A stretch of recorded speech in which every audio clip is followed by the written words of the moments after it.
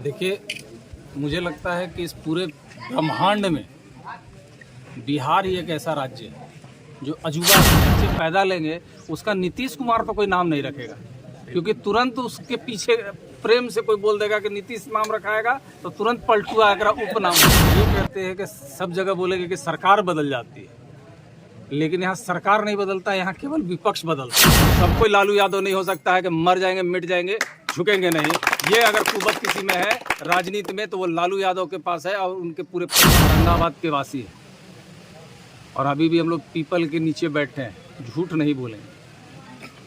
हम लोगों के ऊपर में ब्लेम लगा देते हैं कि आप लोग तो पूजा पाठ पे विश्वास नहीं करते हैं, तो यही तेजस्वी जी देव मंदिर में 8.5 करोड़ रुपया दिए टूरिस्ट। गजना में हम लोगों ने आग्रह किया तो 3,75,00,000 रुपये गजना माँ को। यही जानते हैं कि अगर बीजेपी वाले लोग ये कहते हैं कि हम लोग भगवान को मानते हैं तो केवल राम मंदिर में घुस के केवल बोल दे कि नीतीश जी पलटू। हमने आग्रह किया है अपने नेता से कि 3 गो कमरा बनवा दीजिए वही 10 नंबर में, एगो अलॉट कर दीजिए ईडी के नाम से, एगो इनकम टैक्स के नाम से, सब के। मुझे लगता है कि इस पूरे ब्रह्मांड में बिहार ही एक ऐसा राज्य है जो अजूबा राज्य है, जहाँ पे लोग ये कहते हैं कि सब जगह बोलेंगे कि सरकार बदल जाती है, लेकिन यहाँ सरकार नहीं बदलता, यहाँ केवल विपक्ष बदलता है।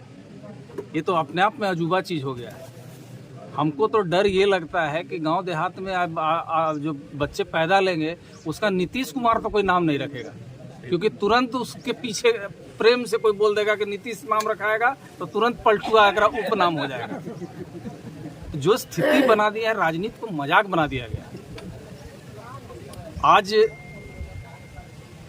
इस 17 महीने के दरमियान में जो नीतीश जी या उनके लोग कह रहे हैं, जेडीयू के लोग कह रहे हैं कि हम लोग बहुत असहज महसूस कर रहे थे, हम लोगों के ऊपर बहुत प्रेशर था, तो हमको नहीं लगता है कि अगर प्रेशर होता तो तेजस्वी जी 17 महीने पहले जो डिपार्टमेंट मिला उसमें एक भी सेक्रेटरीज बदले नहीं गए। जो भाजपा के समय में थे वो आज तक है।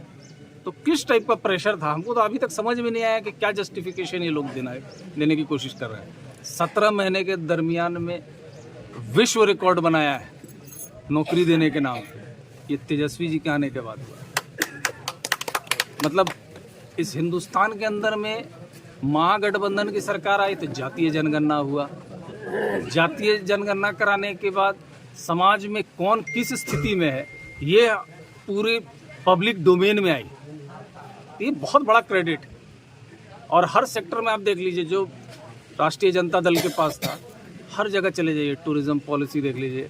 आज सब कोई कह रहा है, हम तो दूर नहीं जाते हैं क्योंकि हम लोग भाई औरंगाबाद के वासी हैं और अभी भी हम लोग पीपल के नीचे बैठे हैं, झूठ नहीं बोलेंगे। हम लोगों के ऊपर में ब्लेम लगा देते हैं कि आप लोग तो पूजा पाठ पे विश्वास नहीं करते हैं, तो यही तेजस्वी जी देव मंदिर में 8.5 करोड़ रुपया दिए टूरिज्म से। गजना माँ में हम लोगों ने आग्रह किया तो 3,75,00,000 रुपये गजना माँ को दिया। क्या डबल इंजन के सरकार में ये पैसा, ऐसा तो नहीं था कि पैसा नहीं था।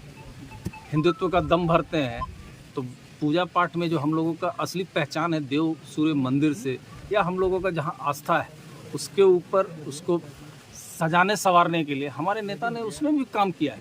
रोड सेक्टर में देख लीजिए, स्वास्थ्य में देख लीजिए।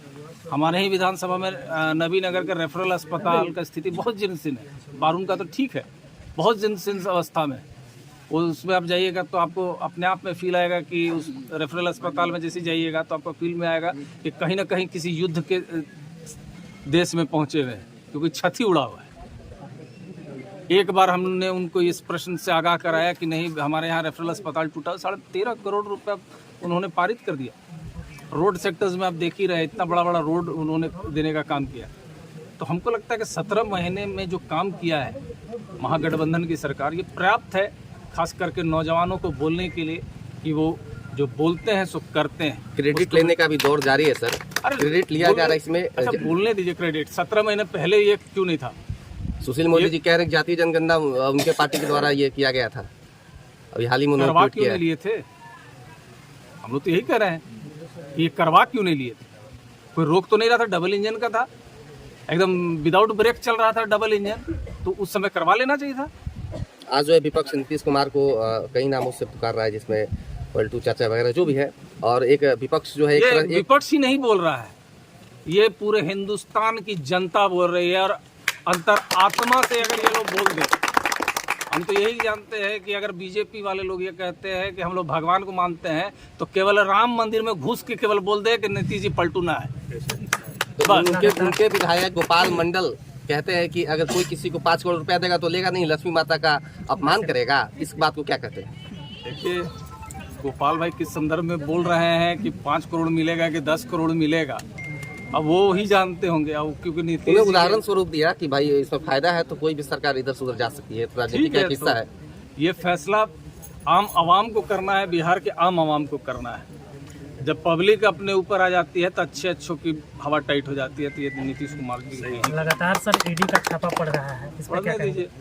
अब तो हम लोगों ने आग्रह किया है अपने नेता से कि 3 गो कमरा बनवा दीजिए वही 10 नंबर में, एगो अलॉट कर दीजिए ईडी के नाम से, एगो इनकम टैक्स के नाम से, सब के नाम से इकट्ठे अलॉट कर दीजिए। बेचारा उन लोग भी बेचारा परेशान है, क्योंकि उन लोगों को तो डायरेक्ट ऊपर से फोन आता है तो आ जाता है बेचारा सर। उन लोगों की कोई गलती तो है नहीं। आज पूरे हिंदुस्तान के अंदर में ये ईडी जागा हुआ है। इलेक्शन के ही समय में क्यों जग रहा है? एक अंतिम सवाल है सर कि अभी जो हाल ही फिलहाल में सरकार बनी है, मंत्रिमंडल विस्तार को लेकर कई चर्चाएं चल रही थी। आज उसका खैर मंत्रिमंडल का विस्तार भी हो गया, जिसमें सामान्य प्रशासन और गृह विभाग माननीय मुख्यमंत्री जी ने रखा है। वो हमेशा यही 2 विभाग पे जोर क्यों देते हैं, क्या कारण है? आखिर आपने उनके साथ भी कार्य किया है। चोर के दाढ़ी में 3 का। हम तो ये कह रहे हैं कि समान प्रशासन है, जैसे सब भाजपा को दे के तो देखे, वो होम दे के तो देखें।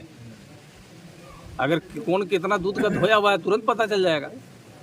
ऐसा क्या है उसमें कि उसको छोड़ना नहीं चाहते हैं और भाजपा लेने के लिए व्याकुल है? तो बात तो ये समझ में सबको आता है।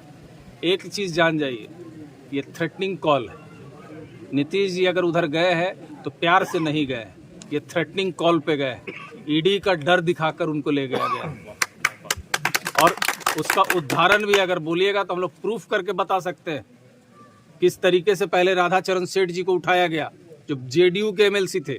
उनको उठाने के बाद ये पूरा का पूरा ईडी का प्रेशर स्टार्ट होता है, गेम स्टार्ट होता है नीतीश जी को झुकाने के लिए, और झुका के इनको ले जाया जाता है वापस बीजेपी में। ये कोई श्रद्धा से नहीं गए, ये डर से गए। और सब कोई लालू यादव नहीं हो सकता है कि मर जाएंगे मिट जाएंगे, झुकेंगे नहीं।